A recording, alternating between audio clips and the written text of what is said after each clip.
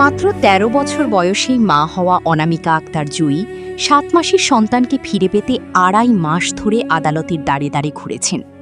অবশেষে আদালতের নির্দেশে তিনি সন্তানকে ফিরে পেলেও মামলার চূড়ান্ত নিষ্পত্তি এখনও বাকি।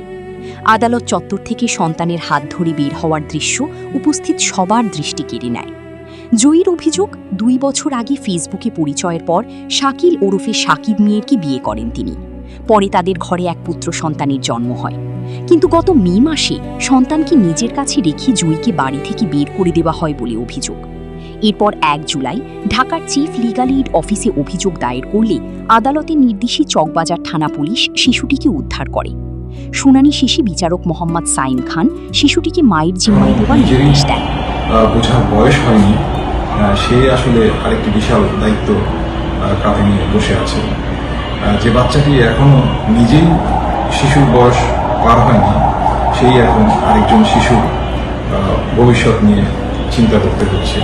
তো এটি সমাজের জন্য একটি বার্তা যে একটি বাল্যবিবাহ কি ধরনের ভয়াবহতা ডেকে আনতে। শুনানির সময় ১৩ বছর বয়সী জুঁইর কোলে ছোট্ট শিশুটিকে দেখে বিস্মিত হন আদালতের বিচারক। তিনি জুঁইকে প্রশ্ন করেন, এটি কি তোমার সন্তান? জবাবে জুঁই শান্ত কণ্ঠে বলেন, জি, এ আমার ছেলে। দীর্ঘদিন পর সন্তানকে ফিরে পেয়ে আবেগাপ্লুত জুঁই জানান, আমি অনেক খুশি। বিচারকও বলেন, প্রথম দিন আদালতে জুঁইকে দেখে তার বিশ্বাসই হয়নি যে এত অল্প বয়সী এই মেয়েটি একজন সন্তানের মা হতে পারে।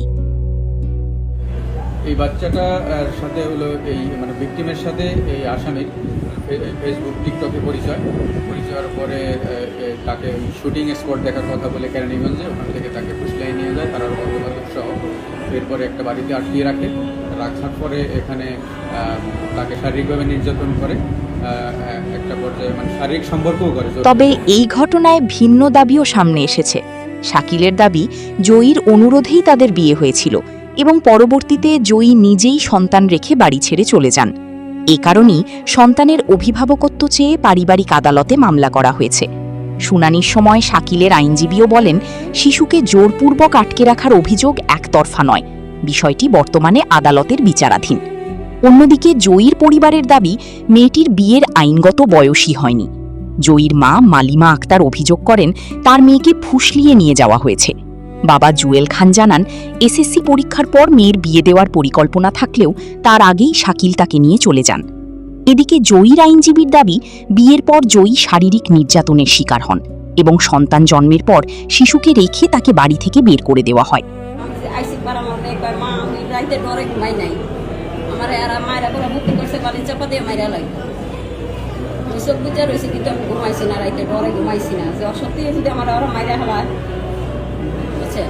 আদালতে আমি আইসি, আদালতে এই কারণে যে আমি আসামির সাজা চাই।